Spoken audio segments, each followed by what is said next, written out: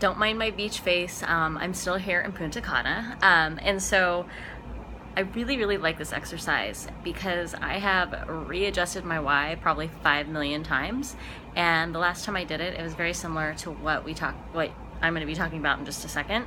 But I want to start off first with why I'm in this group. Curtis and I go way, way back, and it has been a journey for me. I have had a lot of health issues, but mostly a lot of hormone issues, which have caused my emotions to go up and down like a freaking ping pong ball. It has been really, really difficult. And so to try to stay consistent with 4 kids under 9 and then dealing with this really bad health issue, just lagging depression on and off, and it's not who I am.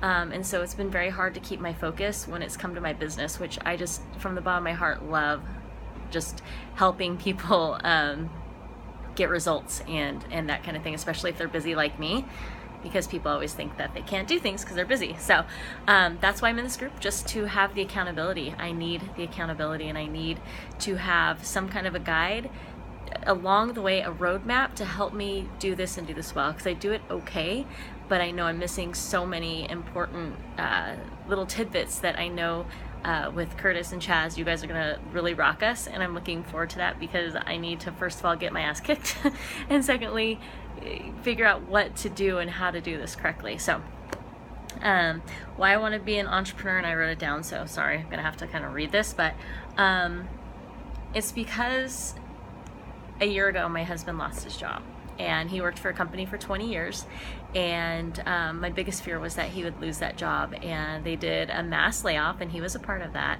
And shortly before that, I was working for a company that I really loved, but they were always doing cuts, and we have 4 kids, and the insecurity of not knowing if either of us were going to have a job, it's always killed me. So since then, he's gotten another job, but it's another corporation who pretty much just doesn't see you as a name but a number, and disposable. So that is the main reason. I just don't want to have to depend on a corporation anymore and live a life of freedom and always have money.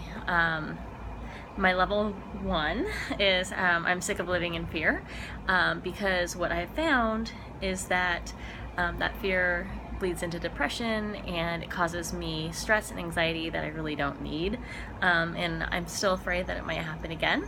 My level 2 is, like I said, that fear creates stress, worry, and anxiety, so it just compounds on top of and on top and on top, and it's really tough. And my level 3 is, if I'm not stressed and worried, then I'll be a better wife and mother.